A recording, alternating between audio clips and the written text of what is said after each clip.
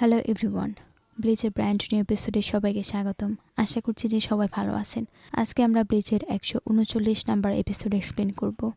আগের এপিসোড এই ভিডিওর আই বাটনে দেওয়া আছে, সো যারা দেখেননি ওখান থেকে দেখে আসতে পারেন।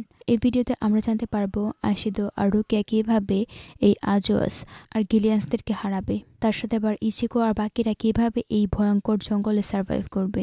আমরা দেখি আশিদো রুকিয়াকে বাঁচাতে গিয়ে সে ইনজিওর হয়েছে, তাই রুকিয়ার সিদ্ধান্ত নেয় সে এইবার এই আজওয়াসকে হারাবে। পরে সে চলে যায় আজওয়াসের সাথে ফাইট করতে।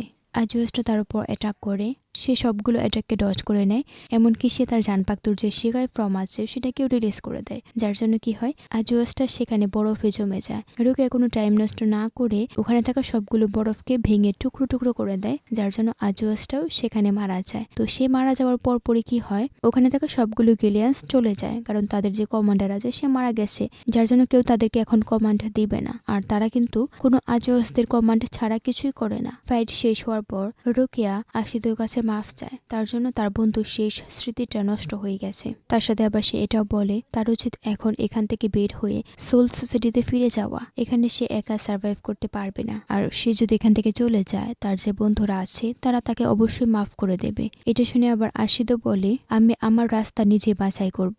তারপরে সিনে ইচিকো দিকে দেখানো হয় এবার কি হয়েছে, বাবা যে আছে সে সবাইকে নেল যেখানে আছে সেখানে নিয়ে এসেছিল। তো এটা নিয়ে তো সে অনেক বেশি কনফার্ম যে না ওরা এখানেই আছে। তো ওরা এখানে আসার পর আবার ইশিদা বলে আমাদেরকে এখন সাবধান থাকতে হবে, আমাদের শত্রু কোথায় আছে না আছে সব দেখতে হবে। তার কথা বলার আগেই ইচিকো আর বাকিরা সামনের দিকে এগিয়ে যায়, মানে হলদের আস্তানাতে চলে যায়। কোনো উপায় না পেয়ে ইশিদাও ওদের পেছনে আছে। তো ওরা ভেতরে আসার পর দেখে যে না ওখানে কেউ নেই। তখনই আবার বাবা যে আছে সে ওদেরকে ডাকে, মানে সে কিন্তু নেলদের স্পিরিচুয়াল প্রেশার ফিল করতে পারতো। তারপর সে ওদেরকে নতুন একটা জায়গাতে নিয়ে আসে যেখানে সত্যি সত্যি নেল আর বাকিরা ছিল। তো ইচিকোদেরকে দেখে আবার নেল বলে ওদেরকে এখান থেকে পালিয়ে যাওয়ার জন্য।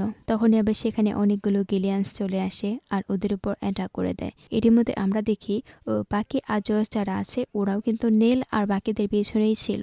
মূলত ওরা এখানে ট্র্যাপ বানিয়েছিল যাতে করে ইচিকো আর বাকিরা এখানে চলে আসে আর ওদেরকে আর বাড়তি কোনো কষ্ট না করতে হয়। এদিকে আশিদো আর রুকিয়া ইচিকোদের স্পিরিচুয়াল প্রেশার ফিল করে জলদি করে সামনের দিকে এগিয়ে যাচ্ছিল, তখনই ওদের সামনে এই এত বড় আজওয়াসটা চলে আসে। অন্যদিকে ইচিকো আর বাকিরা কোনো রকমে নেলদেরকে বাঁচিয়ে নেয়। পরে আবার ওরা সবাই মিলে ফাইট শুরু করে। এদিকে ওদের সামনে যে আজওয়াসটা ছিল সে বলে ওদেরকে বাঁচাতে চাও, কোনো লাভ নেই, তোমরা দুজন এখানে মরতে চলেছ। রুকিয়া বলে আমাদেরকে এটাকে শেষ করতে হবে। তখন আবার আশিদো বলে যে সে হচ্ছে এই জঙ্গলের ইনচার্জ, তাকে আমরা আন্ডার এস্টিমেট করতে পারি না, তুমি পেছনে থাকো, আমি ওর সাথে ফাইট করছি। রুকিয়া কিছু বলতে চায়, তখন আবার আশিদো বলে আমাকে এটা সেটেল করতে হবে, এই জঙ্গলের মধ্যে এটাই আমার শেষ কাজ। তার মানে এখানে আশিদো সিদ্ধান্ত নিয়েছে সে এখান থেকে বের হয়ে যাবে। তারপর ওদের মাঝে ফাইট শুরু হয়। অন্যদিকে ইচিকোকে দেখানো হয় সেও কিন্তু এই বড় আজওয়াসের সাথে ফাইট করছিল, তার সাথে আবার ইশিদা মানে বাকিরাও ঠিকই চেষ্টা করছে। এখানে কিন্তু আরো একটা পয়েন্ট আছে, সেটা হচ্ছে সাদো। এবার কিন্তু সাদো তার একটা পাঞ্চেই একটা বড় গিলিয়ান্সকে মারতে পারছিল, মানে সত্যি সে আগের থেকে অনেক বেশি পাওয়ারফুল হয়ে গেছে। এদিকে আবার ইচিকো তার শিকায় ফর্মের মাধ্যমে ওখানে থাকা যে আজওয়াসটা ছিল তাকে মেরে ফেলে, যার জন্য কি হয় বাকি গিলিয়ান্সরা ওখান থেকে চলে যায়। পরের সিনে ওদের ফাইট দেখানো হয়। এখানে কিন্তু এই আজওয়াসটাও অনেক বেশি পাওয়ারফুল। আশিদো কিন্তু তাকে সামলাতে পারছিল না, বা তার লেভেলের বাইরে এগিয়ে আজওয়াসটা। সে তার বডি প্লাস লেজ থেকে স্পাইক বের করতে পারতো। ফাইটের এক পর্যায়ে আশিদো আজওয়াসটার একটা হাত কেটে ফেলে। এখানে আজওয়াসটা কি করে মাটির ভেতর দিয়ে তার লেজের মাধ্যমে আশিদোর উপর অ্যাটাক করার চেষ্টা করে। আশিদো সেখান থেকে সরে যায়, কিন্তু তার অ্যাটাকটা রুকিয়ার দিকে এগিয়ে যায়। আশিদো রুকিয়াকে বলে এখান থেকে পালিয়ে যাওয়ার জন্য। তখনই আবার রুকিয়া তার যে পানকার ফর্ম আছে সেটাকে রিলিজ করে দেয়। এই জন্য রুকিয়ার জানপাক্তুর যে বরফ আছে সেই স্পাইকগুলোকে বরফ করতে করতে আজওয়াসটাকেও বরফ বানিয়ে দেয়। এই সুযোগে আশিদো তার উপর অ্যাটাক করে তাকে মেরে ফেলে। পরের সিনে আমরা দেখি রুকিয়া আশিদোর যে ক্ষত আছে সেটাকে হিল করছে। সিন শিফট হয় ইচিকোদের উপর। সো এবার কি হয়, এই গিলিয়ান্সরা ওখান থেকে চলে যাচ্ছিল, কিন্তু বাকি যারা আছে ওরা কিন্তু গিলিয়ান্স থেকে এবার যেতে দিচ্ছিল না, তাই ওরা সবাই মিলে সবগুলো গিলিয়ান্সকে ওখানে মেরে ফেলে। এদিকে নেল আর তার ভাইয়েরা প্রচন্ড খুশি যে না ওরা বেঁচে গেছে, মৃত্যুর হাত থেকে ওদেরকে ইচিকো আর বাকিরা বাঁচিয়ে নিয়েছে।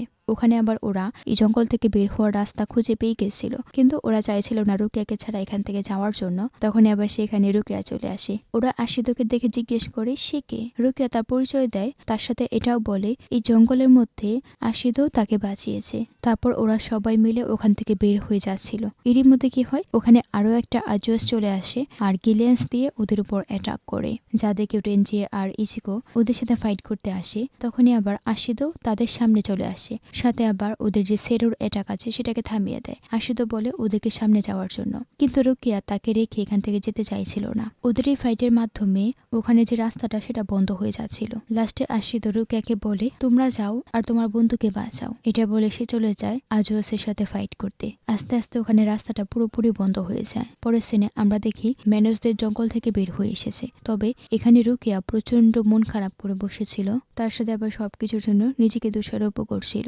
এখানে রুকিয়া এটাও প্রমিস করে ওরিহিমেকে বাঁচানোর পর সে আবারও এখানে ফিরে আসবে আর আশিদকে তার সাথে করে সোল সোসাইটিতে নিয়ে যাবে। তারপরের সিনে ওরিহিমেকে দেখানো হয়। এবার আমরা দেখি ওরিহিমে এখানে যে এরেঙ্কাররা আছে ওদের যে পোশাক সেটা পরেছে। তাকে ইনফর্ম করতে উলকিউরা আসে। উলকিউরা তাকে বলে তার বন্ধুরা এখানে চলে এসেছে, তাও আবার তাকে বাঁচাতে। যা শুনে ওরিহিমে প্রচন্ড অবাক হয়, সাথে আবার সে কষ্টও পায়। উলকিউরা ওরিহিমেকে বলে তুমি ভালো করেই জানো তোমাকে কি করতে হবে। ওরিহিমে বলে হ্যাঁ আমি জানি। এদিকে ইচিকো আর বাকিরা লাস নচেসের একদম কাছে চলে এসেছে। ইচিকো তার জানপাক্ত দিয়ে সে দেওয়ালটাকে ভেঙেও ফেলে, আর তারই স্পিরিচুয়াল প্রেশার ওরিহিমে আর উলকিউরা দুজনেই ফিল করতে পারে। এখানে ব্লিচের এই এপিসোড শেষ হয়।